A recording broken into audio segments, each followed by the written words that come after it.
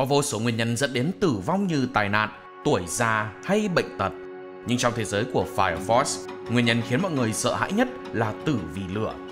Để chuẩn bị cho mùa 3 đã ra mắt, hãy cùng chúng tôi ôn tập lại mùa 2 nào. Lưu ý là video này có chứa spoiler nên các bạn hãy cân nhắc trước khi xem nhé. Mở màn là khung cảnh khu phố Ameyoko náo nhiệt. Shinra vẫn chưa thoát khỏi dư âm về trận chiến Nether. Cậu nhận ra ẩn bên dưới sự bình yên, mọi người luôn sống trong nỗi sợ bị thành hỏa nhân. Một vụ nổ lớn xuất hiện, vì đây là tình huống khẩn cấp nên Maki sẽ là chỉ huy tạm thời. Shinra tới hiện trường để xem xét tình hình và hướng dẫn người dân sơ tán. Iris và Tamaki sẽ cùng Maki đảm bảo tuyến đường sơ tán cho mọi người.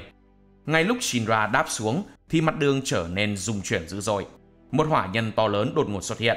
Nó bắn hỏa lực từ miệng thẳng vào Shinra, sau đó cho cậu một cú đo đường thật mạnh. Arthur đã xuất hiện kịp lúc và chém đôi quả cầu lửa với thanh Excalibur. Theo lệnh của đoàn trưởng Obi, mọi người sẽ hoạt động theo các nhóm nhỏ. Lick và Vulcan sẽ tìm kiếm vị trí của lõi hỏa nhân khổng lồ. Hinawa chặn các mảnh đá bay với khẩu súng của mình. Đoàn trưởng Obi đã cứu nguy kịp thời với cây rìu trong tay. Sự việc chuyển biến khi nó chuyển hướng sang xe Matchbox. Ngay lúc này, Shinra và Arthur đã có một màn phối hợp cực đẹp. Cả hai kẻ tung người chém, dội thẳng quả cầu lửa siêu to khổng lồ về ngay đầu tên hỏa nhân. Sau khi phân tích, Vulcan đi đến kết luận hỏa nhân khổng lồ này có đến 5 lõi. Mỗi tay và chân đều có một lõi và lõi chính cũng là lõi cứng nhất, nằm ở ngực. Để hạ đo ván thì phải phá hủy hết toàn bộ chân tay trước. Sau đó Shinra sẽ dùng toàn bộ hỏa lực để nhắm vào lõi chính ở ngực. Hinawa, Maki và Tamaki là những người có thể đánh tầm xa.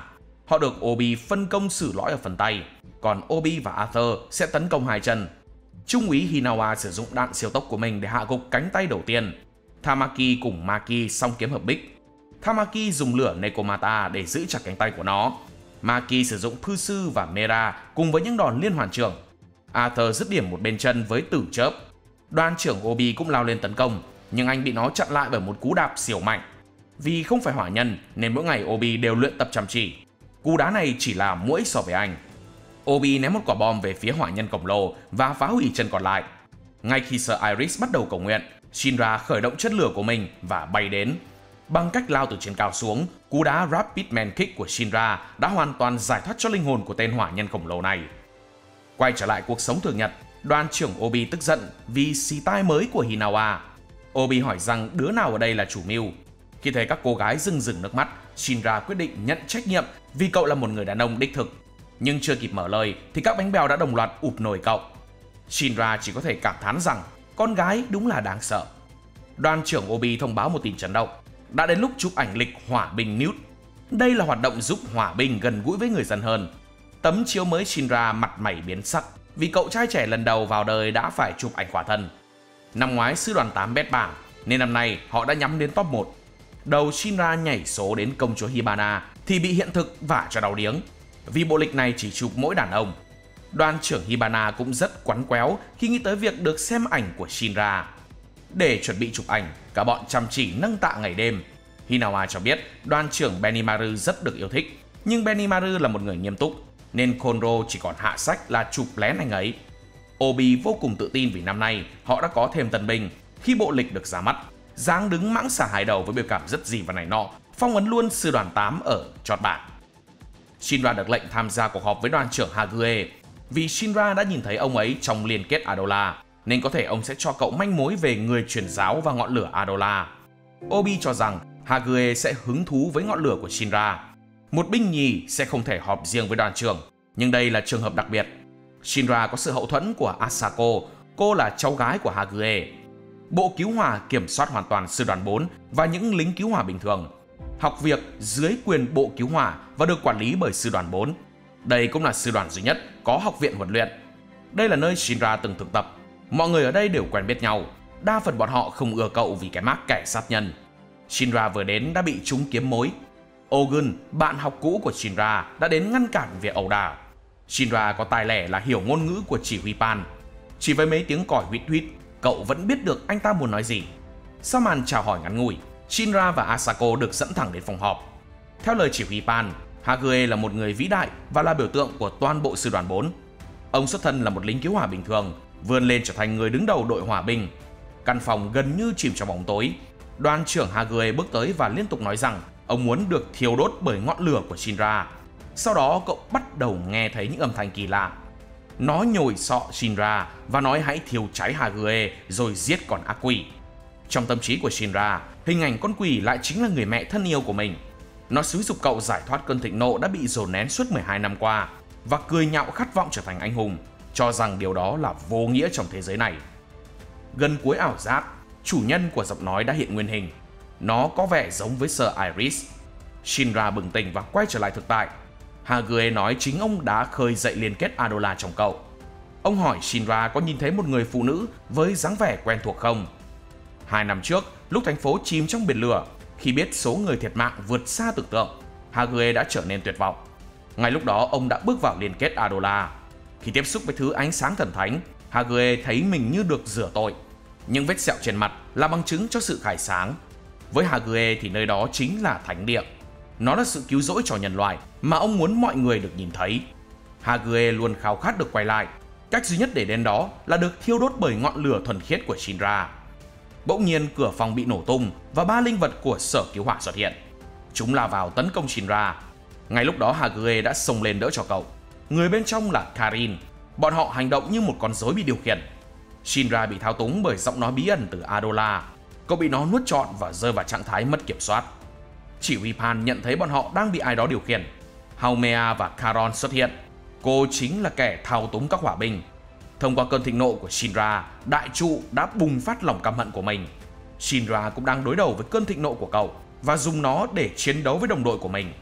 Shinra lúc này hoàn toàn mất kiểm soát và biến thành một con quái vật. Một phần trong Shinra vẫn còn tỉnh táo, nhưng cậu không đủ sức để thoát ra. Hague hứng chọn quả cầu lửa của Shinra vì ông muốn tận hưởng khoái cảm đau đớn từ lửa Adola. Chỉ huy Pan thổi còi để búp khả năng chống lửa cho Hague, nhưng một mình ông thì không đủ sức ngăn Shinra. Ogun và Arthur xuất hiện. Vì lo lắng hội Bạch Y sẽ xuất hiện nên Obi đã cử Arthur đi cùng. Dù được chỉ huy Pan hỗ trợ, nhưng cả hai đều bị đẩy lùi với Rapid Kick. Khi nghe mấy từ như búp, đấu đội hay PSD, Arthur đã bật mốt vua hiệp sĩ. Cậu dùng tấm khiên đoàn trưởng Hague để chống lại quỷ Shinra. Hague lo lắng rằng Arthur cũng đang bị điều khiển, nhưng Ogun đã quen với cảnh này. Cậu giải thích là Arthur chỉ đang phê thôi. Nhỏ nhất ở trận này là đoàn trưởng Hague. Hết bị Shinra đốt, xong bị Arthur đem làm khiên. Tụi nhóc này không tôn trọng người già gì hết. Khi làm vua hiệp sĩ, Arthur có thể đỡ được những đòn tấn công của Shinra. Khi Arthur còn bé, cậu đã được bố dạy cho chiêu thức bá đạo này. Ông nói rằng Arthur có thể tưởng tượng ra tất cả mọi thứ trong đầu. Từ đó trở đi, Arthur đã trở thành vua hiệp sĩ và bảo vệ lâu đài của bố mẹ. Khi nghe Arthur nhắc đến em trai Sho, Shinra đã trở nên mất kiểm soát. Cậu liên tục lặp đi lặp lại về cơn thịnh nộ trong lòng mình, về những thứ thế giới đã áp đặt lên cậu. Shinra điên rồ lao thẳng đến Arthur và bị đá bay với đòn Night Kick, bonus thêm một cú Night Punch và một quả headshot với Night Head. Shinra đau khổ nói rằng người cậu muốn bảo vệ lại chính là người mà cậu muốn giết chết. Arthur thông não chi thuật Shinra, nói cậu hãy bảo vệ những người quan trọng, vì đó là điều mà hiệp sĩ, người hùng và hỏa binh nên làm. Đại trụ tiếp tục chi phối Shinra, nhưng đã bị Arthur chèn ngang. Arthur luôn giữ được lý trí dù đang chìm trong ảo tưởng. Shinra dùng hết sức lực tự đấm mặt mình, có như vậy mới thoát khỏi sự kiểm soát của đại trụ. Shinra đã hỏi rằng có phải mẹ của cậu vẫn còn sống hay không. Thay vì trả lời thì cô ta chỉ nói rằng một trụ mới đã được sinh ra. Shinra tỉnh dậy trong bệnh xá. Bên ngoài là Asako đang khám cho Karin và những người khác. Arthur nói Haumea đã điều khiển mọi người. Lúc tỉnh dậy thì bọn họ không nhớ được gì cả. Haumea tiết lộ với Charon là đại trụ đã rời đi và ngũ trụ sắp xuất hiện. Phe người truyền giáo đang tập hợp những người sở hữu ngọn lửa Adola. Chúng muốn tái hiện lại đại thảm họa 250 năm trước. Hague cho rằng không nên quá tin lời kẻ địch nói. Tuy nhiên bên hỏa binh cũng sẽ luôn cảnh giác sau sự việc lần này. Nhờ Shinra mà Hague có thể trải qua Adola một lần nữa. Ông cho rằng mình thấy được liên kết Adola vì đã từng trải qua ngọn lửa dữ dội của đại hỏa hoạn. Đoàn trưởng Obi đến gặp sở trưởng sở cứu hỏa. Anh muốn tập hợp các sư đoàn để bắt. Anh cho rằng bọn chúng đã biến con người trở thành hỏa nhân. Sở trưởng từ chối vì chưa có đủ bằng chứng để huy động lực lượng. Về phía Hajima cũng không muốn hợp tác. Sở trưởng nói sư đoàn 8 hãy điều tra độc lập và ông sẽ hậu thuẫn cho họ. Cục diện bắt đầu thay đổi khi Inka xuất hiện. Cô là người có năng lực nhận biết đám cháy sắp xảy ra. Inka cùng đàn em của mình thường đi cứu người trong đám cháy. cô yêu cầu người ta giao hết tài sản cho mình rồi mới cứu họ. Thế hệ thứ nhất là người tự bốc cháy. Thế hệ thứ hai có thể thao túng ngọn lửa. Thế hệ thứ ba có thể tự tạo ra ngọn lửa và kiểm soát sức mạnh của nó. Inca là thế hệ thứ tư với năng lực nhận biết khi nào đám cháy xảy ra. Bắt đầu từ ngọn lửa thảm họa 2 năm trước, khao khát sống mãnh liệt đã đánh thức năng lực của Inca. Khứu giác nhạy bén giúp cô nhận biết mùi hương của ngọn lửa. Mùi hương đó biến thành các tia màu trắng và Inca có thể thấy chúng. Ngọn lửa xuất hiện ở nơi có các tia sáng mạnh và dày. Nhờ năng lực này, Inca đã thoát ra khỏi đám cháy năm đó. Inca là một người có máu liều. Nếu không lao mình vào nguy hiểm thì cô sẽ không thể cảm nhận được sự sống. Ngay lúc này, liên kết Adola xuất hiện và nói với Inca rằng sự nguy hiểm mà cô yêu thích đang tới gần. Sau đó Inca thấy được nhiều đám cháy sẽ xuất hiện trong thành phố. Shinra cũng cảm nhận được liên kết Adola. Nó báo hiệu cho cậu về ngũ trụ đã xuất hiện. Sư đoàn 8 xuất phát khi nhận được tin báo về Inca cướp của trong các vụ cháy. Họ nghi ngờ Inca chính là ngũ trụ. Haumea cắm anten để đọc suy nghĩ của cả thành phố. Cô truyền tín hiệu đến Charon ngay trước khi tìm được Inca. Charon debut với một đòn dã man nhắm vào Sancho. Inca thấy một ký hiệu lạ và dùng tay vẽ theo đường dẫn của nó. Cô tạo ra một vụ nổ hướng vào Charon rồi chạy thoát. Vì cảm nhận được nhiệt mờ từ Charon nên cô né được các đòn tấn công của hắn. Inca thấy một luồng nhiệt ở đầu của Charon. Ngay lập tức Shinra xuất hiện và tấn công vào mặt hắn. Charon đấm Shinra bay hàng chục mét, nện cậu xuống đất và quăng quật như đồ chơi. Charon kích hoạt Wack, biến mỗi bước chân thành một vụ nổ. Trong thành phố ngày càng có nhiều người bốc cháy. Dưới sự chỉ huy của Haumea, bọn chúng đã thả bọ lửa khắp nơi để phân tán lực lượng hỏa binh. Lick nói rằng những người bốc cháy là do bọ lửa. Họ cần tìm được Haumea để Arthur hạ cổ ả. Inca tạo ra một vụ nổ lớn nhắm vào Shinra và Charon rồi trốn thoát. Vulcan phát hiện ra nguồn nhiệt khổng lồ đến từ hỏa quỷ.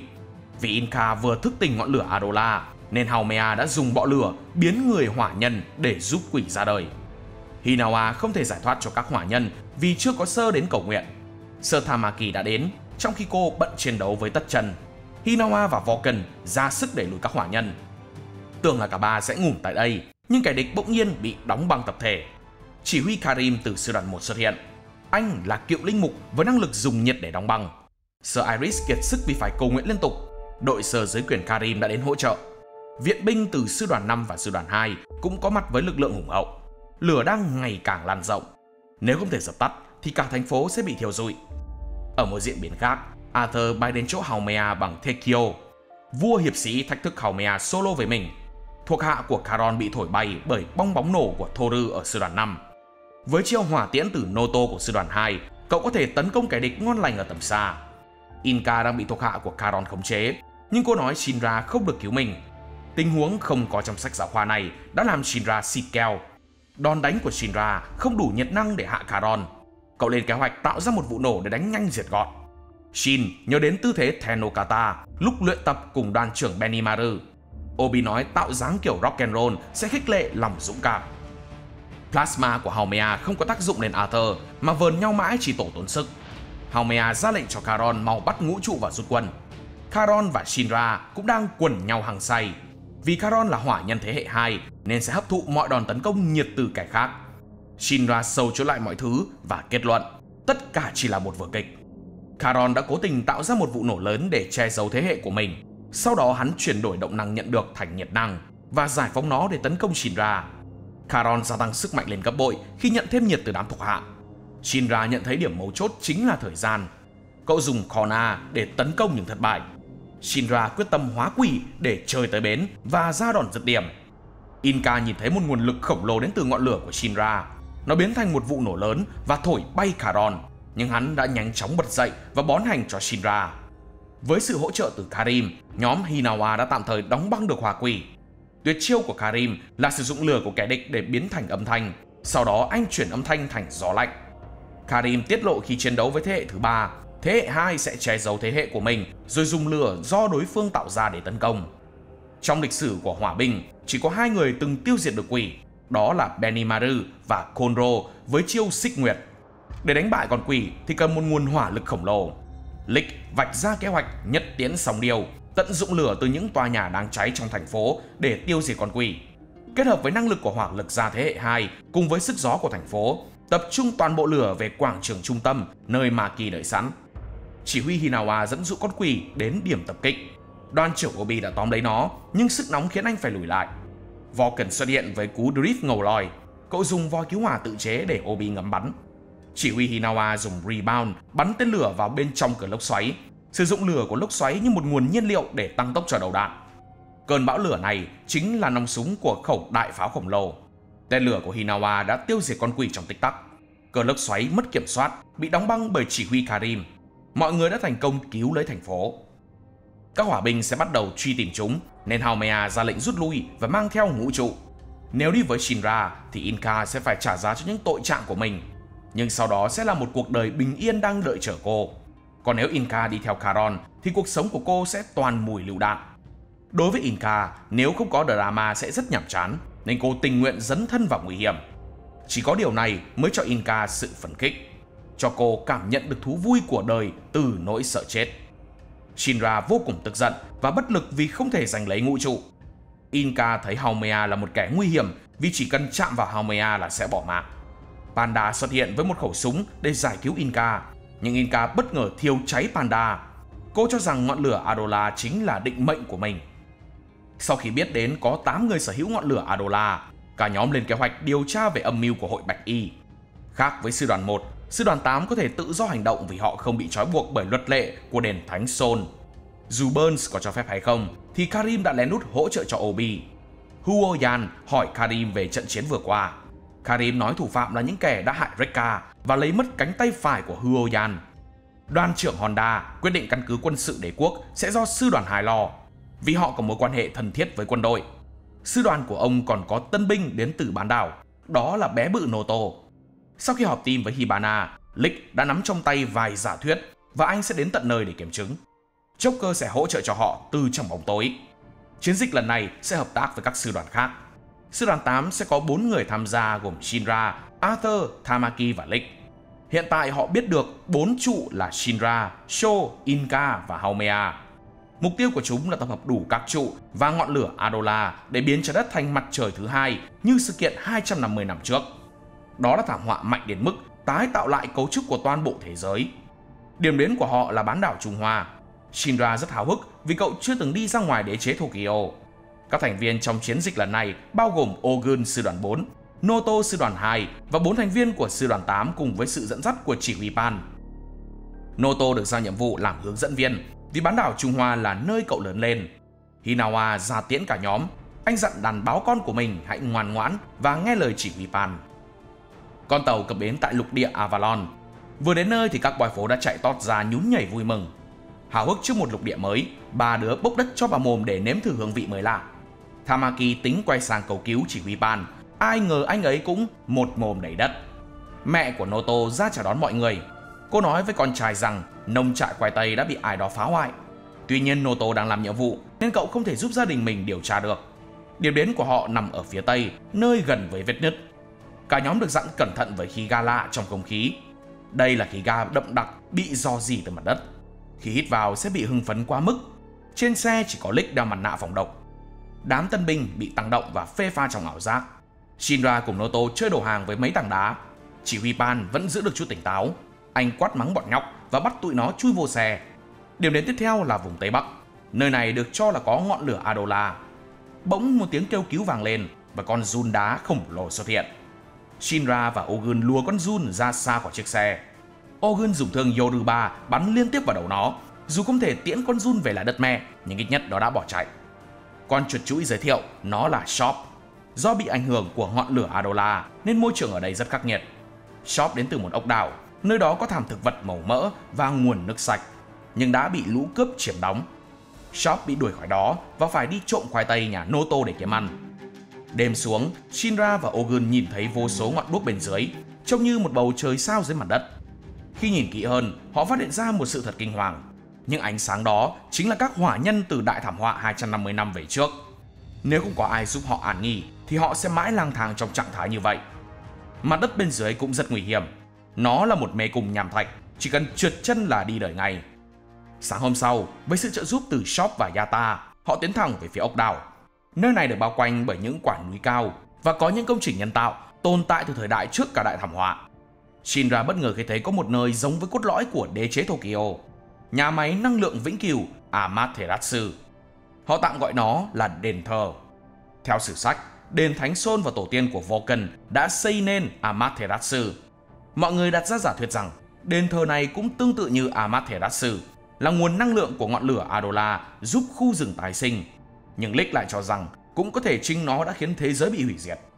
Shinra cũng trở nên khác lạ khi nói hãy xử đẹp bất kỳ kẻ nào dám ngáng đường.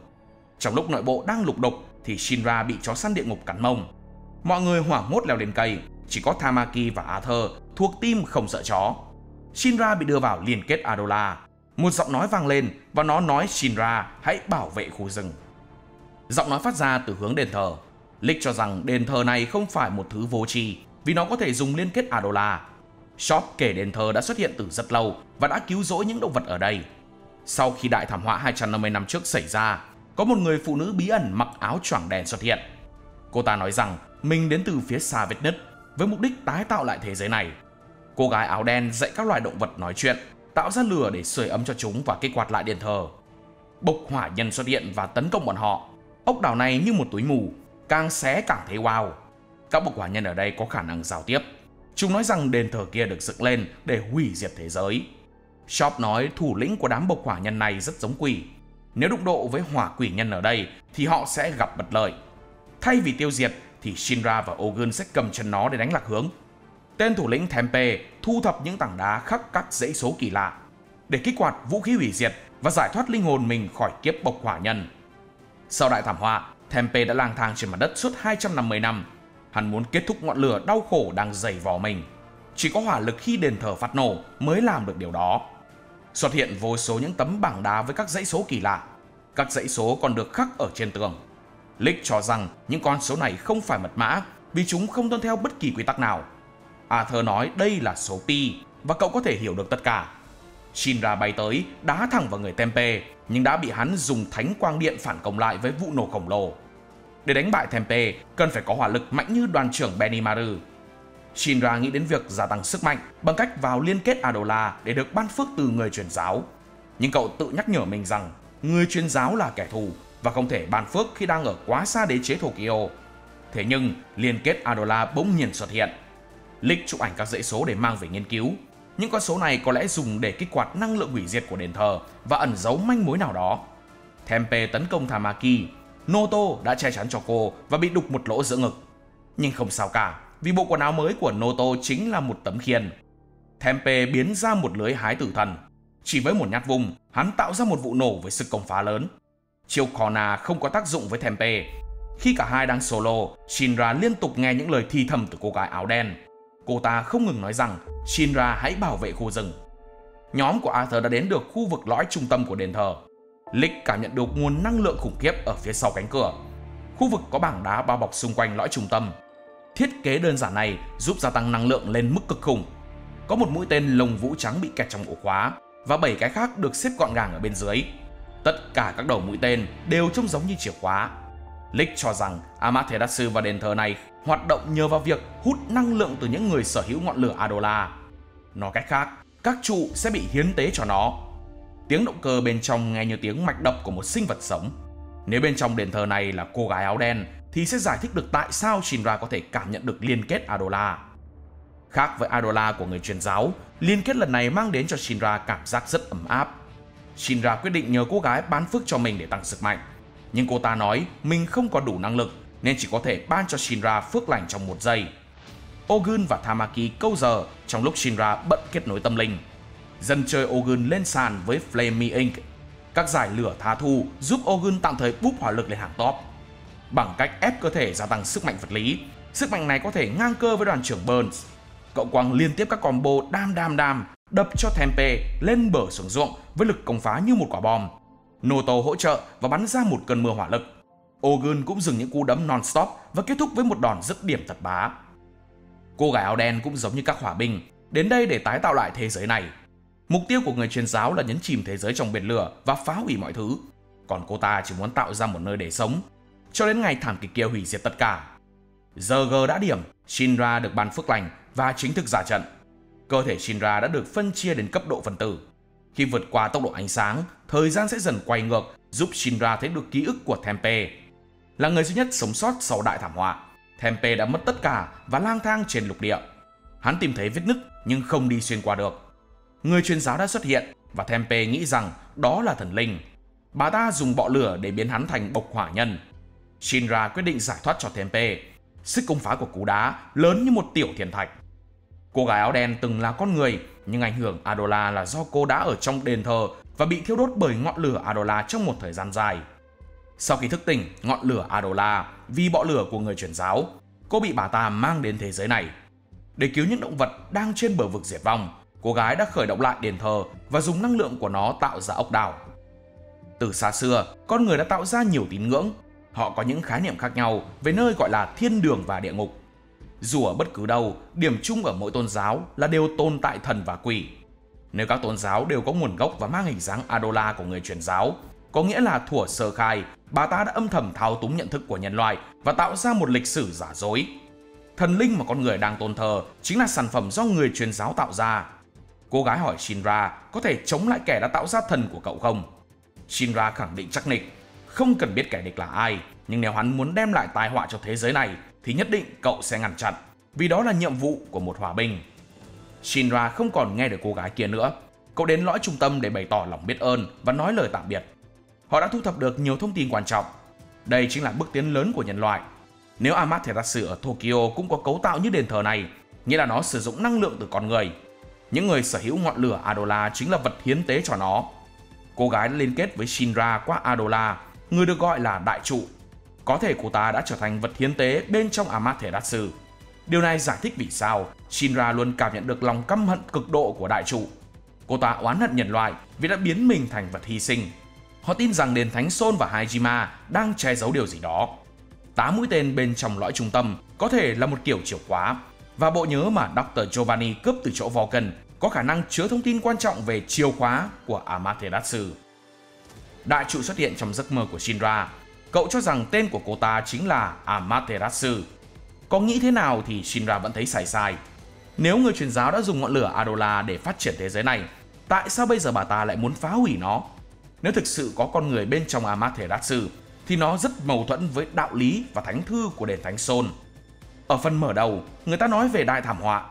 Rất lâu trước đây, con người đã chạm đến cơn thịnh nộ của hành tinh và thế giới chìm trong biển lửa. Ngọn lửa bùng lên dữ dội và thiêu rụi toàn bộ nơi ở của nhân loại với ngôn ngữ và nền văn hóa.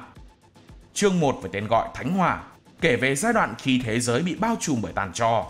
Một người đàn ông bí ẩn đã xuất hiện. Sau này ông ta được gọi là Raphos đệ nhất. Raphos đưa các môn đồ của mình đi chuyến hành trình tìm kiếm ánh sáng. Cuối cùng ông đã tìm thấy ngọn lửa thuần khiết và mang thứ ánh sáng cứu rỗi nhân loại đó trở về. Đoàn trưởng Obi nói có thể thánh thư là hàng giả vì người truyền giáo và đền Thánh Sol đã thông đồng với nhau. Vulcan cũng tức giận vì nó không hề nói đến việc tổ tiên của cậu đã dựng nên Amaterasu. Sau khi chuyện này, Iris có vẻ xuống tinh thần vì cô cũng là một tín đồ của đền Thánh Sol. Lick quyết định sẽ tự mình thúc đẩy quá trình điều tra. Đối với Lick, sự thật mới là chất lý vượt qua cả thần thánh, là thứ duy nhất anh có thể tin tưởng trên thế giới này. Joker đột ngột ghé thăm Asakusa. Anh thách thức Benimaru du lịch một chuyến đến đền Thánh Sol. Anh nói rằng chúng đã che giấu mấy thứ ám muội. Benimaru là người ủng hộ quốc gia cũ. Sự việc xảy ra trong quá khứ khiến anh có hiểm khích với đền Thánh Sol, nhưng anh vẫn lựa chọn trở thành hỏa binh. Lick chìm ngập trong những câu hỏi, phải làm gì để lấp đầy cái khao khát theo đuổi sự thật của mình. Đúng như Lick dự đoán, cấp trên quyết định ém nhẹ mọi thứ.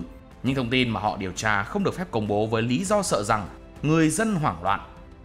Để tránh kích động dân chúng, sư đoàn 8 được lệnh phải chờ 3 năm sau mới được tiết lộ chuyện này. Joker đã dụ được Benimaru đi với mình. Là một kẻ sinh ra và lớn lên tại thành phố này, Joker nói rằng mình có quyền biết về sự thật đang bị ẩn giấu tại nơi đây. Cái thôi thúc đó mãnh liệt đến mức Joker có thể vứt bỏ cả lý trí, đạo đức, lẽ phải và nhân tính của mình. Đối với Joker, sự thật là thứ duy nhất mang đến công bằng tuyệt đối cho tất cả. Đền Thánh Sol là một nơi không có điểm mù và an ninh luôn được thắt chặt tuyệt đối.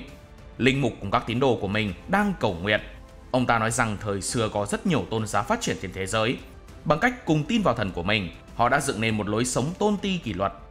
Hiện tại, khi nền khoa học mới này giúp nhân loại phát triển mạnh mẽ, thì đền Thánh Sol chính là tinh hoa hội tụ toàn bộ lịch sử nhân loại.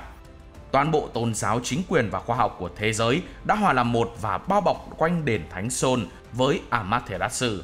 ngôi đền này là ánh sáng cuối cùng của nhân loại và không ai được phép chống lại họ. Linh mục gọi người dân ở Asakusa là dị giáo vì không tôn thờ Amaterasu. Họ lựa chọn tin tưởng vào Benimaru. Anh được mệnh danh là thần hủy diệt, nên các tín đồ ở đây được dặn tránh làm những việc có thể kích động đến anh. Nhưng muộn rồi, dù không làm gì thì Benimaru vẫn cưỡi trổi đến hỏi tội cả cái đền này. Benimaru và Joker tiến vào từ cổng chính. Khi bị cả đám hội đồng, Benimaru nhẹ nhàng cho nổ một cú để đánh văng cả lũ. Benimaru làm điều này vì anh muốn những người xung quanh mình được sống hạnh phúc, chứ không nhân danh công lý cao cả nào. Ngoài việc ủng hộ quốc gia cũ, còn một lý do khác khiến Benimaru không thích đền Thánh Sol, vì anh ngửi thấy mùi máu tanh từ nguồn năng lượng Amaterasu phát ra. Một tên núp bên trong thổi phi tiêu về phía Benimaru khiến anh lăn ra đất. Mấy trò mèo này không có tuổi với Benimaru. Anh tẩn cho tên khỉ đột đó một cú ra trò, quét sạch hết bọn đầu cắt moi. Benny J ngạo nghễ tiến vào trong. Bọn nhà thờ tuyên truyền Nether là nơi bị nguyền rủa và cấm người dân nói về nó, nhằm che giấu sự thật là chúng rất yêu nơi đó. Joker tìm thấy một lối đi bí mật bên dưới sàn nhà. Benimaru muốn biết danh tính thực sự của Joker. Anh hăm dọa sẽ xử đẹp Joker nếu hắn không nói. Khi biết Joker từng sống ở nhà thờ này, Benimaru thấy thật vãi chưởng khi hắn chịu để đầu cắt moi. Bên dưới là căn cứ với những phế tích cổ đại có sẵn ở Nether. Cả hai bị phục kích bởi đội sát thủ bí mật của đền thờ. Chúng được gọi là bóng của Thánh Sol. Joker từng là thành viên của đội này với tên gọi 52. Những đứa trẻ mồ côi sau khi được đón về đền thờ sẽ bị đào tạo thành sát thủ. Chúng bị nhồi sọ rằng mình là người con của mặt trời, phải cống hiến cuộc đời và luôn ẩn mình trong bóng tối. Ở nơi đây, họ được dạy rằng tất cả mọi người đều giống nhau, là một tập thể và phải giết chết bản sắc cá nhân. Chiếc đồng hồ là thứ duy nhất kết nối Joker với thế giới bên ngoài, nhưng cũng bị tên chỉ huy đập nát. Ở chốn địa ngục này, Joker thường xuyên bị tên chỉ huy bạo hành về tinh thần lẫn thể xác. Hắn vấy bẩn anh bằng những hành động vô cùng kinh tởm. Vào cái ngày nhà Shinra bốc cháy, nhân lúc chúng truy bắt hỏa quỷ, Joker đã chạy trốn. Anh tuyệt vọng cầu xin mặt trời hãy ban ánh sáng công bằng cho mình. Joker được một gia đình tốt bụng tìm thấy và giúp đỡ, nhưng anh đã trở thành tội phạm truy nã. Gia đình kia cũng vì Joker mà bỏ mạng. Anh hiểu rằng mình không thể sống một cuộc đời bình thường được nữa. Dù sương khói mở nhãn ảnh, thì ngài bá đạo vẫn cực nhạy bén và xử đẹp từng tên hề. Benimaru dùng thức thứ nhất của Lai Trảm và triển khai Hỏa Nguyệt để tấn công. Joker bận chiến với tên chỉ huy đổi bại. Sự chuyển động bất thường của lưỡi kiếm khiến cho không khí bị xáo trộn và anh bị tấn công bằng zigzag bomber. Tên chỉ huy nói rằng những kẻ sống trong tập thể như hắn sẽ luôn luôn mạnh hơn kẻ đôn độc như Joker. Vì từng huấn luyện Joker nên hắn tự tin nắm được anh trong lòng bàn tay. Luôn giữ lá Joker bên mình, anh bất ngờ tạo ra nhiều ảo ảnh của bản thân, đưa tên cặn bã này đến với thế giới điên loạn đầy màu sắc của mình. Điếu thuốc của Joker làm từ loại lá đặc biệt, khói của nó sẽ gây ra ảo giác. Loại khói này không có tác dụng lên Benimaru nên Joker có thể tự do sử dụng. Joker cắt phăng cánh tay của tên khọm này. Đèn bỗng sáng lên và tên chỉ huy sủi mất. Burns, đoàn trưởng của sư đoàn 1 xuất hiện. Burns nói Joker đã luôn ẩn mình thời gian qua, nhưng lúc này lại hành động cẩu thả. Joker không muốn để sự thật bị chôn vùi lâu hơn nữa. Benimaru thừa nhận Burns là một đối thủ khó nhằn.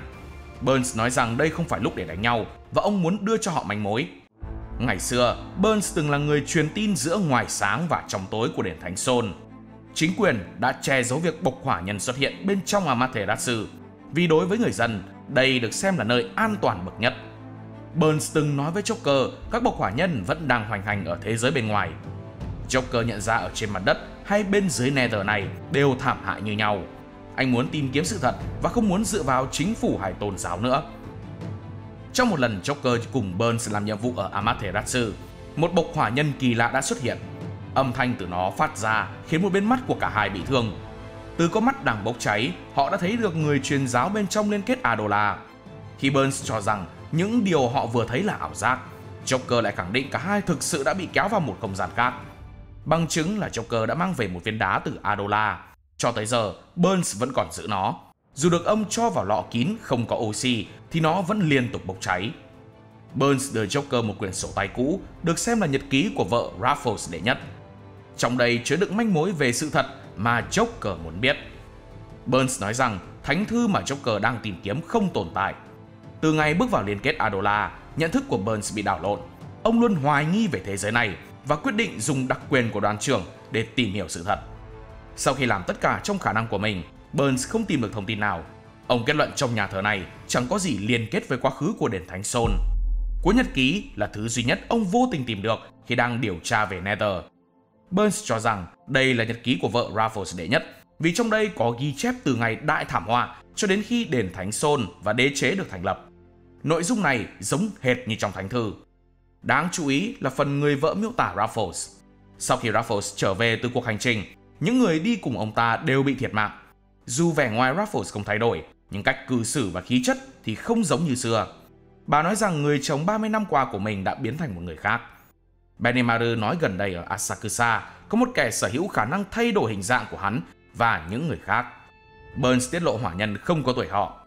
Đền Thánh Sol có thể là một tôn giáo được sắp đặt bởi thực thể đã chiếm hữu Raffles.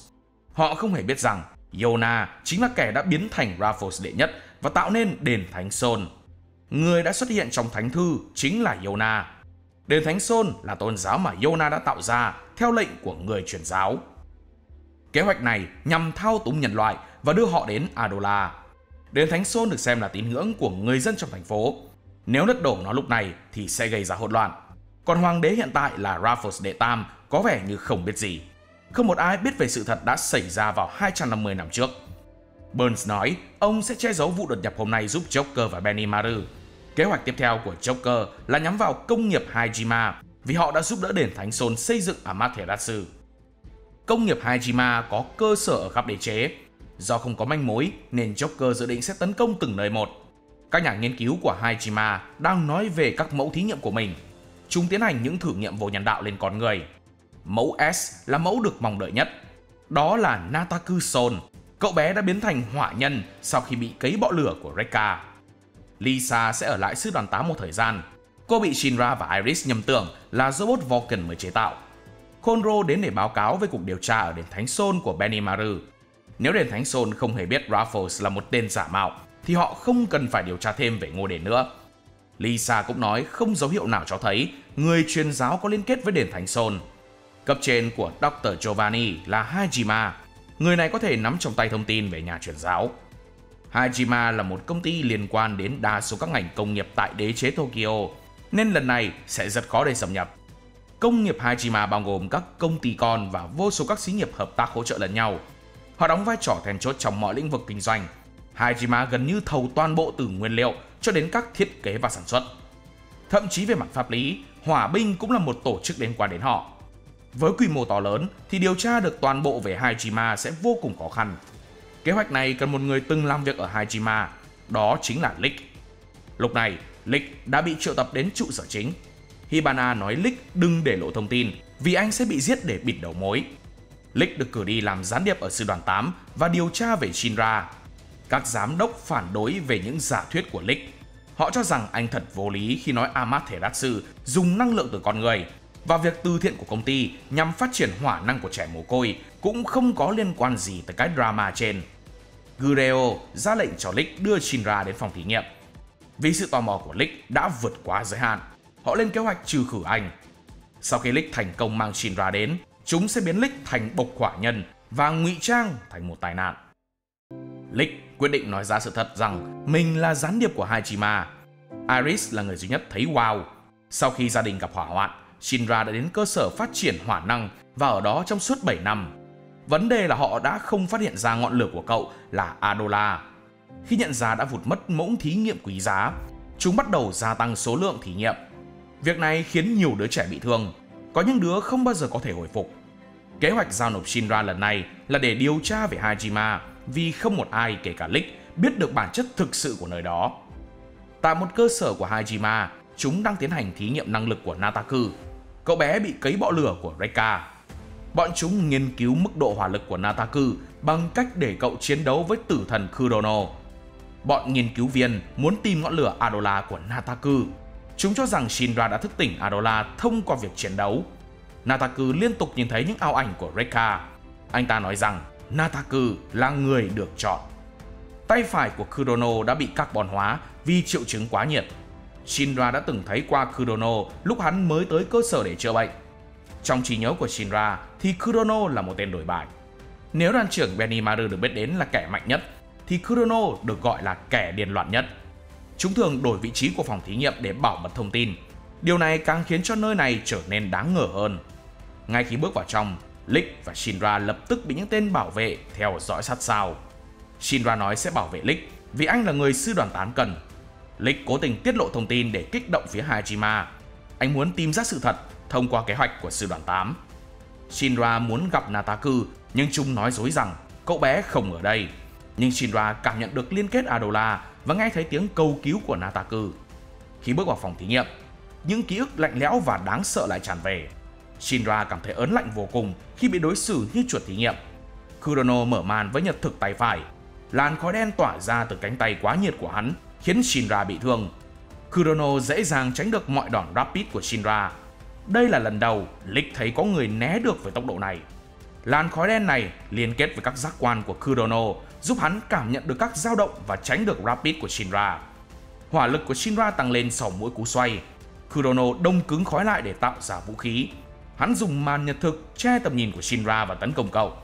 Các nghiên cứu viên nói họ đã thu thập đủ dữ liệu và yêu cầu cả hai dừng giao chiến. Nhưng Kurono là một con chó điên và hắn muốn đập Shinra thành bã. Kurono tạo ra màn khói đen dày đặc, làm cho nhiệt độ phòng tăng lên. Chuông báo động nổ ra từ phòng chăm sóc đặc biệt của Nataku. Cậu bé đã thức tỉnh lửa Adola và đau đớn với cánh tay phải của mình. Nó trở nên mất kiểm soát và phát ra hỏa lực. Lick bảo vệ Obi trong đây đang rất là SOS. Sư đoàn 8 lập tức phóng đến đó trên con Matchbox. Lick nhớ đến lúc Shinra nói sẽ bảo vệ anh. Bất chấp Lick là gián điệp của Hajima, anh nhận ra sư đoàn 8 là những người sẵn sàng liều mạng vì đồng đội của mình. Sau tất cả, Lick quyết định đứng về phía sư đoàn 8. Lick mở cửa phòng thí nghiệm để giải thoát cho Shinra và cả hai cùng đi giải cứu Nataku. Chiếc xe bị con búp bê nhỏ thất tung. Vulcan nhanh chóng kích hoạt tờ nhện để giữ thăng bằng. Putsumera của Maki bị Blaster bắn một cú siêu mạnh. Puppeteer thu thập dữ liệu của Maki và Tekio để triệt hạ bọn họ. Vulcan nói Maki hãy dồn tất cả sức mạnh vào hai Tekio để tấn công cùng lúc và chuyển sang chế độ hiện trường hỏa hoạn bằng cách chuyển năng lượng siêu nhiệt, sau đó khởi động mạch tiết lưu phản lực và giải phóng mọi cổng dẫn để song pháo sẵn sàng ra trận. Maki dùng hết sức để tăng hỏa lực cho Putsu và Mera, khiến Dominions bị vỡ tung. Nhưng giờ chơi vẫn chưa kết thúc. Puppeteer mang đôi găng tay chết chóc và bói ra một băng đạn Dominion. Chưa kịp phô diễn kỹ năng thì chúng đã bị Haumea bắn tàn sát. Lần này Haumea được hộ tống bởi Arrow, hộ vệ của Sho. Cuộc chiến tài ba bắt đầu. Puppeteer triệu hồi đồ chơi là một con Dominion siêu to khổng lồ. Nataku lại thấy ảo ảnh của Rekka. Anh ta nói nếu không chiến đấu thì cậu sẽ hẹo chắc luôn. Kurono nhắm vào Iris, nhưng Arthur cùng Obi đã nhanh chóng chặn lại. Để góp thêm phần hỗn loạn, người truyền giáo xuất hiện để bắt lục trụ. Về lý thuyết thì trụ và hộ vệ phải luôn ở cùng nhau, nhưng lần này Charon đã đi với Inca vì anh bị Haumea xua đuổi. Charon bay xuống và cướp lấy Nataku. Màn khói đen của Kurono không có tác dụng với anh ta. Inca nhìn thấy rất nhiều cột lửa xuất hiện, báo hiệu cho những đám cháy sắp được châm ngòi. Điện của Haumea không có tác dụng với Dominion. Arrow bắn nó bằng tên lửa và bị Maki chặn lại. Maki nghĩ mình nên hợp tác với Puppeteer để bảo vệ lục trụ. Khi đấu tay đôi thì Maki hoàn toàn áp đảo Arrow. Các cặp trụ và hộ vệ được ghép với nhau do sự thương thích giữa họ. Arrow cố gắng giải thích điều này cho Haumea nhưng vô ích. Tức giận vì Arrow để thua Maki, Plasma Girl đã thưởng cho Arrow một buổi massage toàn thân. Dòng điện chạy khắp người khiến Arrow đau đớn. Nếu những kẻ khác chạm vào cũng sẽ bị giật. Vì mật độ plasma của khu vực đang tăng, nếu để Haumea dùng luồng sóng EM độc hại là xong phim. Charon say mê dùng Walk và Slap để ngăn chặn bất cứ ai đến gần, trong khi Arthur bảo vệ Iris và Tamaki khỏi tên điên Kurono. Ritsu là hộ vệ của Inca. Sức mạnh của Inca đã giúp Ritsu phát huy tối đa năng lực chết chóc của mình. Thuộc hạ của Charon bốc hỏa khi nhận bố hóng từ nhật thực linh hồn của Kurono. Ritsu biến người bảo vệ thành bộc hỏa nhân để làm gốc cho hỏa nhân khổng lồ. Cô ta dùng Necropyro để điều khiển zombie. Còn lần trước, sư đoàn 8 đụng độ cũng là sản phẩm của Ritsu. Kurono đành hợp tác với Shinra để giành lấy Nataku. Haumea dùng Motorhead điều chỉnh lượng dopamine và beta endorphins để tăng sức ép và phấn khích. Nó khiến Nataku nhìn thấy vô số các Rekka và cảm thấy mình dần bị Rekka chiếm lấy. Hắn liên tục nói Nataku phải bung lụa hơn. Haumea đã kích động trí tưởng tượng ô nhiễm của Nataku, làm bùng nổ những áp lực mà cậu cố gắng kìm nén suốt thời gian qua. Nataku bắn ra những tia nhiệt có bức xạ. Những người không có năng lực phải đi khỏi đó vì bức xạ đang vượt ngưỡng cho phép. Nguồn bức xạ là năng lực của thế hệ 3, nhưng nếu nó tiếp tục tăng lên thì tất cả sẽ gặp nguy hiểm. Charon đỡ cho Shinra một mạng và dùng tay còn lại bắn hỏa lực về phía tên khổng lồ. Charon nói hắn có nhiệm vụ bảo vệ các trụ và Shinra là một trong số đó. Vulcan đưa Arthur lên nóc Matchbox để biến cậu thành hiệp sĩ huyền thoại. Ký ức hiệp sĩ lừa ùa về khiến Arthur thấy cảm lạnh. Vulcan cảm thấy quan ngại trước sự dị dị của đồng đội mình, nhưng tạ ơn trời vì Arthur ngốc nghếch. Arthur nhận ra cái đồ chơi mình hay cầm chính là thanh kiếm huyền thoại và cậu sẽ không để vụt mất cơ hội để rút nó ra. Cái máy bên dưới sẽ phát plasma từ thanh Excalibur và khuếch đại nó để tạo ra sóng giả ngăn sóng EM của Haumea. Sau đó xung điện từ khuếch đại đã cắt mọi nguồn điện xung quanh.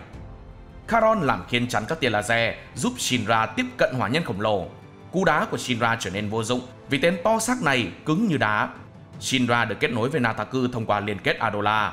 Nataku là một đứa trẻ luôn sống để đáp ứng lại kỳ vọng của mọi người.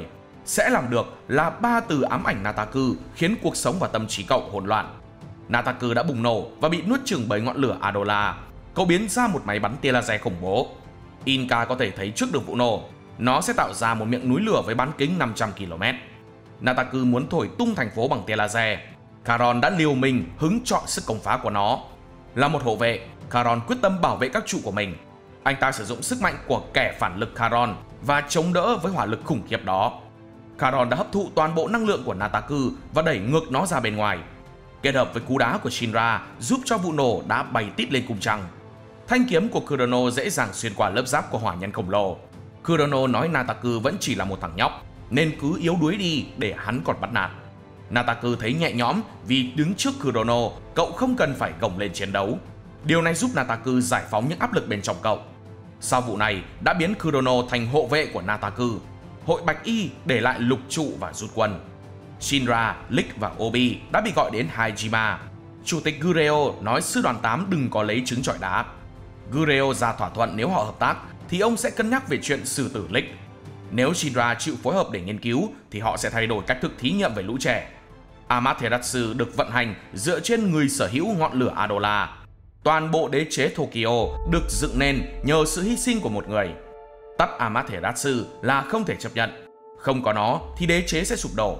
Khi nguồn năng lượng hỗ trợ cho đời sống của người dân đột ngột biến mất, mọi thứ sẽ trở nên hỗn loạn và bọn họ sẽ tấn công Hajima lẫn hỏa binh. Về vụ Dr. Giovanni có qua lại với người truyền giáo, Gureo nói có đến 70% dân số làm việc tại Hajima nên ông không thể kiểm soát hết được. Các thí nghiệm của Hajima nhằm mục đích tìm kiếm người sở hữu lửa Adola để bắt họ làm nhiên liệu cho Amaterasu thứ hai. Gureo cho rằng chẳng có gì là phi nhân tính khi một người hy sinh để cứu lấy 15 triệu người. Lão chủ tịch bắt đầu thao túng Shinra. Ông ta nói có phải cái mạng của hỏa binh của Shinra đáng giá hơn những người khác không? Shinra đáp lại cậu sẵn sàng hy sinh bản thân vì người khác, nhưng đã bị Obi cắt ngang. Obi nói nếu mạng sống của hỏa binh không rẻ mạt như vậy, nếu chết rồi thì sẽ không cứu được người nữa. Nếu Shinra còn sống, cậu có thể cứu được hơn cả 15 triệu người. Vulcan đạp cửa xông vào và nói mình sẽ xây lò năng lượng VIP Pro hơn cả Amaterasu để không ai phải hy sinh. Gureo nhìn Vulcan với ánh mắt long lanh chưa từng thấy. Ông ta nói đó cũng là ước mơ của họ, nên Hajima sẽ hỗ trợ Vulcan và sư đoàn 8, với điều kiện Hajima được quyền hưởng lãi suất đúng theo tỷ lệ đầu tư. Iris luôn cảm thấy mơ hồ kể từ khi biết được sự thật về đền Thánh Sol, nhưng cô tự nhủ mình không được phép có những suy nghĩ trần tục. Obi nhờ Shinra đi cùng Iris đến nhà thờ trung tâm để rửa tội cho đồng vũ khí. Iris cho rằng người truyền giáo đã tạo nên đền Thánh Sol. Cô tự hỏi ai mới là người mình đang hiến dâng đức tin. Trong khi chờ đợi Iris thì Shinra đã đi thăm thú xung quanh và gặp chỉ huy Huoyan. Anh nói thật, Shinra thật tận tâm khi cậu đến đây để làm lễ rửa tội. Sau những chuyện đã xảy ra, một số đơn vị gần đây đã bỏ qua việc rửa tội. Nay cả Karim cũng ngày càng bất mãn với nhà thờ. Huoyan nói đền Thánh Sol tôn kính mặt trời và ánh sáng chứ không phải là nhà truyền giáo. Miễn là giữ mặt trời thì niềm tin sẽ không bị lung lay. Nếu người truyền giáo là kẻ giả mạo thì suốt bấy lâu nay bà ta luôn trục lợi trên niềm tin của nhân dân khi được họ tôn sùng như thánh. Với đền thờ và với Karim, Huoyan đều đặt lòng tin của mình vào đó vì cần có niềm tin để cứu bạn bè của mình, và thật khó khi mất đi thứ mình luôn tin tưởng. Nếu có sức mạnh để tin tưởng thì có thể cứu những người quan trọng. Shinra nhớ lại trận đánh ở Asakura khi Benimaru và Konro liều mạng vì đối phương. Cậu nhận ra sư đoàn 7 mạnh mẽ vì họ có một trái tim không do dự và luôn sẵn sàng hy sinh vì đồng đội. Shinra cùng Iris ghé qua nghĩa trang quốc gia Thánh Sol. Cô muốn thăm mộ các chị em ở tu viện nơi mình từng lớn lên. Họ trồng hoa hướng dương ở đây để những người đã khuất tìm được đường đến với mặt trời. Iris hỏi Shinra nghĩ gì khi những đồng đội của họ tin vào đền Thánh Sol. Họ bị cắt ngang bởi tiếng hét của một nữ tu. Mục sư mà cô ấy đi cùng đã biến thành hỏa nhân.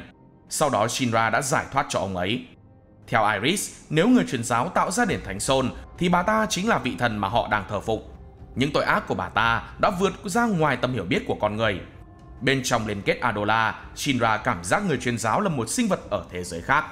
Tất cả những thứ này đều gần với hình ảnh thần linh trong tưởng tượng của mọi người. Iris cho rằng thần linh này muốn con người phá hủy thế giới, mang cái chết và sự đau khổ đến với mọi người. Nếu những tín đồ tin vào điều đó thì chẳng khác nào dẫn họ đến với cái chết của chính mình. Shinra nhìn thấy hình ảnh Amaterasu thông qua Iris và nó khiến cậu bối rối. Shinra cõng Iris trên đường về. Cô nói lần sau nếu có chuyện không vui sẽ lại tìm cậu để tâm sự. Usopp đã hoàn thành khóa luyện tập và lên đường đi báo thù. Ở trận chiến tại Nether, sự vụng về của Tamaki khiến hắn thảm bại. Usopp đã nghiên cứu kỹ lưỡng từ phim ảnh tới sách báo và hắn thấy mình đã thành công vượt ải mỹ nhân. Nhưng Usopp 5 lần 7 lượt gục ngã trước Tamaki. Nắm chắc lý thuyết là thế, nhưng thực hành nó lại là chuyện khác. Chỉ có sách báo và phim ảnh thì không đủ đô. Usopp trải chuốt bảnh bao rồi đến club để thực hiện. Xui rủi là thử thách lần này khủng khiếp vô cùng, khiến hắn bất tỉnh ngay tại chỗ. Quá tam bà bận nên Usopp đã đi đến nơi có gió để mai dỗ thị lực. Cuối cùng hắn nhận ra là có cố gắng đến mấy cũng không thắng được người mình thích. Dù vậy với niềm tin mãnh liệt, Usopp vẫn quyết tâm ra trận. Maki rời quân đội vì cô muốn tham gia lực lượng hỏa binh để bảo vệ người khác. Khi đó sư đoàn 8 đang thiếu người và họ nhận bất kỳ ai đăng ký. Anh trai của Maki, thiếu úy Takigi, là một thám tử hình sự. Hôm nay cả gia đình Maki sẽ cùng ăn tối. Đã lâu rồi họ mới có thời gian quây quần bên nhau. Takigi hỏi rằng có phải Maki từng đến Nether rồi không, vì Takigi đang điều tra khu vực đó. Có rất nhiều người mất tích và họ nhận được báo cáo xung quanh có mùi lạ phát ra từ Nether. Hôm sau, Takigi cùng cộng sự của mình xuống Nether để điều tra. Nether có rất nhiều cơ sở dưới lòng đất và chỗ này là một trong số đó. Dưới đây như một mê cung, đi được một lúc thì họ tìm thấy dấu vết của một thứ gì đó bị kéo lê. Dấu vết này còn khá mới và nó dẫn đến phòng thiết bị. Bên trong là một phòng thí nghiệm có những con bọ lửa. Takigi nhận ra đây là loại côn trùng có thể biến con người thành bộc hỏa nhân. Anh nói rằng quân đội vẫn chưa biết gì về phòng thí nghiệm này. Họ tìm thấy thi thể của một hỏa nhân cháy đen, dù lõi của nó vẫn chưa bị phá hủy. Một tên hội bạch y đánh bom họ. Cả hai may mắn thoát chết khỏi vụ bom nổ, nhưng Takigi đã bị thương khá nặng. Takigi thấy người truyền giáo nguy hiểm hơn mình nghĩ và anh không muốn Maki tiếp tục làm công việc này. Các tổ chức quân sự từ trước đến nay đều tránh đụng chạm đến vấn đề người truyền giáo. Nhưng với cương vị là người bảo vệ đế chế, tướng Oze không muốn nhắm mắt làm ngơ thêm nữa. Ông quyết định liên minh với đoàn trưởng Honda của sư đoàn 2, giao cho họ nhiệm vụ điều tra Nether. Đoàn trưởng Obi thông báo với chỉ huy Hinawa về nhiệm vụ sắp tới. Đây là yêu cầu trực tiếp từ lực lượng vũ trang đế chế. Lần này họ sẽ phối hợp với sư đoàn 2 đi điều tra về các cơ sở thí nghiệm Nether. Vì lo lắng cho con gái nên tướng Oze đã triệu tập Maki về quân đội. Trước sự phản đối của Maki, đoàn trưởng Obi và chỉ huy Hinawa khuyên cô nên làm theo lời của bố của mình. Dù có muốn hay không thì sư đoàn 8 cũng không thể làm trái lệnh của quân đội. Sư đoàn 2 cũng được thông báo về nhiệm vụ lần này. Noto hy vọng cậu sẽ được gặp lại Tamaki. Maki đảm nhận chức vụ thư ký trong quân đội. Maki hiểu rằng bố của mình và Hinawa đều không có lỗi. Họ làm thế vì lo lắng cho sự an nguy của cô. Nhưng Maki vẫn thấy buồn khi Hinawa nghĩ cô không hợp để làm hỏa binh. Mọi người đến sư đoàn 2 để họp bàn tác chiến. Có rất nhiều cơ sở của Nether ở Tokyo, nhưng phần lớn đều đã sập và chôn vùi sau trận đại thảm họa. Họ sẽ điều tra ở những nơi có thể ra vào được. Việc này giúp thu hẹp phạm vi tìm kiếm. Đây là những địa điểm được đề xuất bởi Takigi. Nếu điều tra lần lượt từng cái thì có thể sẽ không lật tẩy được kẻ địch, nên tốt nhất là chia thành nhiều nhóm để tới các cơ sở cùng một lúc. Sư đoàn 8 có kinh nghiệm với Nether nên họ được chia đều vào các nhóm khác nhau. Shinra làm việc với nhóm của Hebio. Đây là lần đầu tiên họ tách ra làm nhiệm vụ nên cậu thấy lo lắng cho Arthur. Shinra đã chu đáo đưa nhóm Heckler sổ tay hướng dẫn sử dụng vua hiệp sĩ. Lúc này ông vua ngáo đang bắt dân đen phải phục tùng mình. Chỉ huy Heckler bất lực làm theo sổ tay chăm sóc của Shinra. Hinawa đi cùng nhóm Engo và Takigi. Anh muốn xem cái tên đã lừa em gái mình có làm nên cơm cháo gì không. Noto rất vui vì cậu cùng nhóm với Tamaki, nhưng senpai dâm tặc của cậu đã khiến cô vô cùng khó xử. Nhóm Ohana của Lick đã cẩn thận đặt cảm biến nhiệt khắp nơi. Iris, Vulcan và Obi đi chung với đoàn trưởng Honda. Bộc hỏa nhân xuất hiện và tấn công họ, biến những người đã chết thành zombie. Ngoài hội kỵ sĩ khói lửa thì còn có hội kỵ sĩ khói tím hoạt động dưới trướng của người truyền giáo. Có rất nhiều thi thể bị bỏ lại ở Nether từ sau đại thảm họa. Tất cả đều trở thành đồ chơi trong tay Ritsu. Năng lực của Hajiki nằm ở đôi mắt của anh. Nó giống thiết bị cảm biến nhiệt giúp Hajiki nhìn thấy được nguồn nhiệt ở khắp nơi. Hajiki có thể nhìn xuyên qua tường và lớp quần áo của Noto. Với tài thiện xạ của mình, Hajiki dọn sạch đám bộc hỏa nhân. Một tên kỵ sĩ khói tím xuất hiện. Cô ta là Orochi. Nhanh như cắt, cô ta đã lấy đầu của Hajiki chỉ với một nhát kiếm. Tamaki cố gắng chống chọi cho những đòn roi lửa của Orochi. Khi sắp ngất đi, cô đã cầu cứu Shinra.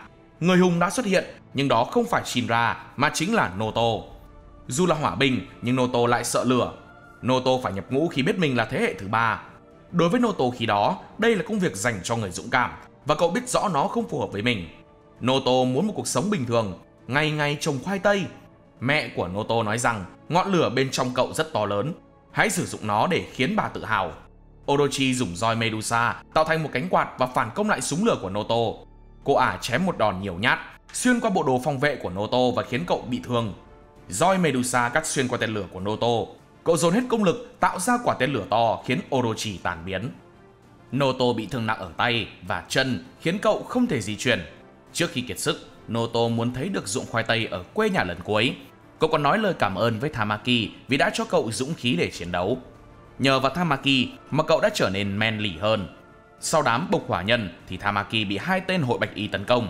Nếu một mình chạy trốn thì sẽ có cơ hội sống sót, nhưng cô không thể bỏ mặc Noto. Đoàn trưởng Honda xuất hiện và cứu Tamaki. Chúng xem thường Obi vì anh không có năng lực.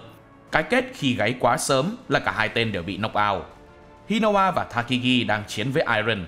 Iron sử dụng hỏa lực để nung nóng và điều khiển sự rắn chắc của cơ thể. Để hạ tên to xác này, Hinawa cần phải ngắm bắn chính xác trước khi hắn kịp phòng thủ. Khi di chuyển thì Iron không thể cường hóa cơ thể của mình. Hinawa đã canh đúng thời cơ khi Iron tóm lấy Takigi và hạ gục hắn với Rebound. Shinra gặp lại Dr. Giovanni. Hắn nói Nether là một cái bẫy mà chúng giăng ra cho hỏa binh. Tính năng của bướm đêm giúp hắn đọc được suy nghĩ của Shinra. Một học thuyết nói rằng bọ là những sinh vật đến từ Adola. Dr. Giovanni đã thí nghiệm trên chính bản thân hắn. Khi kết hợp bọ với con người, có thể giúp đến gần Adola. Lick là người duy nhất sống sót trong đội của mình. Trên đường chạy trốn, Lick đã gặp được nhóm Obi. Vulcan thấy kỳ lạ vì nguồn nhiệt của hỏa bộc nhân ở đây luôn ở mức đồng đều. Lick nhận ra kẻ địch đang chuẩn bị cho nổ tung Nether. Với năng lực của Ritsu, cô ta lên kế hoạch nhấn chìm toàn bộ Tokyo. Để bù đắp cho năng lượng thiếu hụt, chúng đã tạo ra cái bẫy Nether và dẫn dụ đội hỏa binh đến. Bằng cách dùng các hỏa binh đã trở thành bộc hỏa nhân, Ritsu sử dụng họ như những quả bom người. Shinra và Arthur gặp khó khăn vì khả năng đọc suy nghĩ của Dr. Giovanni. Hắn nói đế chế Tokyo được xây dựng nên để phục vụ cho kế hoạch của người truyền giáo, cũng như đền thánh Sol và Amaterasu được sinh ra để cho khoảnh khắc tận diệt. Thông qua nạn diệt chủng, nhân loại sẽ được thăng cấp lên bậc cao. Dr. Giovanni nói những người sở hữu ngọn lửa Adola hoặc có liên kết với Adola mới có thể bước vào thế giới ấy. Việc này khiến Shinra khó hiểu vì cậu chưa từng nghe thấy chỉ huy Konro thông qua Adola. Dr. Giovanni nói Shinra không thể ngăn được người truyền giáo vì bà ta không ở thế giới này. Hắn ta khẳng định con người là nguyên liệu cho ngọn lửa của mặt trời. Bằng cách tận dụng Nether, đế chế Tokyo sẽ bị hủy. Lick giải thích rằng chúng dùng bộc hỏa nhân để làm mìn lõm. Về lý thuyết thì họ đang ở giữa trung tâm Tokyo nên thiệt hại của vụ nổ sẽ rất khủng khiếp. Khi vụ nổ xảy ra ở chính Nether, toàn bộ đế chế Tokyo sẽ bị san bằng. Họ cần thế hệ 2 để điều khiển lửa của trong khu vực lớn. Maki lập tức có mặt và hỗ trợ cho mọi người. Takigi đã nhớ đến bản đồ Nether ở khắp đế chế và hai anh em sẽ phối hợp với nhau. Ritsu đã kích nổ và lửa lan ra khắp mọi ngóc ngách. Maki truyền lửa xuống tầng sâu nhất để dùng tản nhiệt từ mặt đất làm nguội ngọn lửa. Shinra nói Arthur hãy tìm Hawk với cậu để bón hành Dr. Giovanni, nhưng vua hiệp sĩ đã vào chế độ vô ngã và bổ đôi con chim sắt với Niết Bàn. Thanh Excalibur đã đạt tới cảnh giới của Bồ Tát. Vì Arthur đã thăng thiên nên Dr. Giovanni không đọc được suy nghĩ của cậu. Thiệt hại của vụ này là rất nhiều hỏa binh đã bỏ mạng. Noto mất đi tay phải và chân trái. Dù vậy, cậu vẫn giữ sức sống mãnh liệt và cố gắng chịu đựng cho đến khi được cứu. Đoàn trưởng Honda nói quân đội và hỏa binh cần phải đoàn kết với nhau. Cuối cùng, Maki đã quay về sư đoàn 8. Obi hãnh diện nói với Hibana rằng các tân binh của đội mình đều là hàng tuyển. Sau khi nghe Shinra kể về việc mình có thể liên kết với Konro qua Adola, sư đoàn 8 quyết định đến gặp Konro và tìm hiểu thêm về chuyện này. Hibana đi chung với Shinra vì cô không yên tâm khi để cậu đi một mình. Gần tới nhà kho thì họ thấy Konro đang chiếm lấy một tên hội bạch y. Konro đã bị quá nhiệt vào trận đại hỏa hoạn 2 năm trước. Lúc đó một con quỷ giống Konro đã xuất hiện. Anh cho rằng nó có ý định thay thế mình. Sau khi dùng xích nguyệt tiêu diệt con quỷ, Konro đã nhìn thấy liên kết Adola. Hibana nói con quỷ đó có thể là song trùng của Konro. Nếu gặp song trùng của mình, chỉ còn lựa chọn giết hoặc bị giết. Vì Konro đã bước vào liên kết Adola nên bọn hội bạch y đã bám theo anh. Những người từng nhìn thấy Adola đều bị để lại sẹo như Joker, Burns và Hague. Lúc họ quay về đã thấy Benimaru đợi sẵn. Shinra đã né được cú đấm của anh. Benimaru nói giờ thì Shinra đã đủ trình để học mấy chiêu thức của anh. Ví dụ như sức mạnh cuồng loạn. Khi ở trong tình huống sống còn, con người sẽ vượt qua giới hạn của bản thân để giải phóng toàn bộ sức mạnh của mình. Shinra hào hứng muốn lĩnh hội tuyệt kỹ này. Anh nói Shinra hãy tập hợp tổ đội tân binh lại để anh huấn luyện. Sau chiến dịch Nether, Tamaki quyết tâm trở nên mạnh hơn để không thành gánh nặng của đồng đội. Biết mình chưa đủ trình để học cùng, Tamaki xin phép được quan sát. Chỉ nhìn thôi thì dễ lú lắm. Benimaru bảo Tamaki chơi đùa với Hikage và Hinata để test sức mạnh của cô. Luật chơi rất đơn giản. Trong vòng 1 phút, Tamaki không được để bọn nhỏ bắt được mình. Tamaki định chơi sương sương thôi, đã bị tụi nó dọa sẽ trò hẹo rồi ném xuống sông. Bên phía Benimaru có bắt đầu vô việc. Anh huấn luyện Shinra và Arthur theo kiểu heo sữa quay. Đối với người dân Asakusa, khung cảnh hỗn loạn này quả thật rất yên bình. Tamaki nhận ra mình luôn thuận theo người khác. Việc trở thành sơ hỏa binh và ngưỡng mộ Rekka cũng là do ảnh hưởng từ xung quanh. Tamaki bị bắt nạt vì sự vụng về và kiểu tóc của cô. Hồi còn ở học viện hỏa binh, Tamaki luôn ăn trưa một mình vì cô sợ lây vận xui cho người khác. Shinra đã chủ động kết bạn với Tamaki dù sau đó bị vận xui của cô tóm lấy. Nhưng Shinra không hề bực bội mà cậu còn động viên Tamaki. Shinra nói cô hãy tự tin như Arthur và học cách tôn trọng bản thân hơn. Tamaki dùng hỏa miêu để đối đầu với 2 con nhóc. Hina, Hika đuổi theo cô khắp các con phố Asakusa. Trong 10 giây cuối cùng, 2 nhóc đã hợp thể thành hồ mẫu nhưng vẫn bị xuyên thủng bởi hỏa cầu Nekomata của Tamaki. Đoàn trưởng Benimaru chúc mừng Tamaki đã vượt qua giới hạn của bản thân và lột xác. Nhưng lột kiểu này thì hơi nhiều. Nếu không thể chinh phục được những thứ đơn giản thì đừng mơ tưởng đến thứ lớn lao. Đây chính là chân lý mà Benimaru muốn Tamaki học được. Kết thúc một ngày thanh bình tại Asakusa, nhưng có vẻ Benimaru đã quên mất thứ gì đó. Sáng hôm sau, Shinra và Arthur được 2 anh trai lực lưỡng kéo lê khắp phố Asakusa. Benimaru nói đây là phong tục của chế độ cũ. Hồi anh còn nhỏ cũng được Konro tập huấn như vậy. Sức mạnh cuồng loạn là sức mạnh vượt qua cả giới hạn sức mạnh của một người. Những bài tập khắc nghiệt này là để họ vượt qua được giới hạn của bản thân. Những người có thể sử dụng nó thành thạo thì mới chính thức trở thành hỏa binh. Đoàn trưởng Obi là người đã sở hữu món quà của thần linh khi được ban cho sức mạnh này. Người ta bắt gặp Arthur và Shinra bị treo ngược lên rồi nhúng xuống nước, rồi bị buộc vào búp bê rồi xoay như trong chóng. Cuối cùng họ đã hoàn thành khóa tu tiên này. Shinra và Arthur giận xì khói khi Benimaru nói anh không rõ lắm về mục đích của vụ khổ luyện này. Dù mới bị hành giá bã xong, nhưng Arthur và Shinra vẫn rất sủng sức. Benimaru có thể cảm thấy hơi thở của sự sống và sát khí từ cả hai. Hết đấm đá rồi đốt cháy, Shinra và Arthur liên tục bị Benimaru đập cho lên bờ xuống ruộng. Phẫn nộ sinh ra phẫn nộ, nếu hướng sát khí về phía người khác thì sát khí đó sẽ quay lại với mình. Hơi thở của sự sống là về sinh mạng của mình, của đồng đội lẫn kẻ thù, về tầm quan trọng của tất cả những thứ đó. Đối diện với ngọn lửa rực cháy là hòa mình vào ngọn lửa thanh tẩy của vị vua thông thái Akala. Thứ Shinra và Arthur cảm nhận được qua hơi thở của sự sống là áp lực tử thần. Cả hai bị Benimaru bón hành suốt 5 tiếng đồng hồ. Shinra và Arthur đã dùng gần như toàn bộ oxy trong cơ thể và sắp lịm đến nơi. Nếu còn tiếp tục thì cả hai sẽ bị chứng quá nhiệt. Nhưng bây giờ, việc luyện tập mới thực sự bắt đầu. Mục đích là giúp Shinra và Arthur vượt qua giới hạn của bản thân. Trong lúc mơ màng, Shinra thấy cậu đang đứng giữa một vụ hỏa hoạn. Cậu còn thấy mẹ của mình tan thành tro bụi.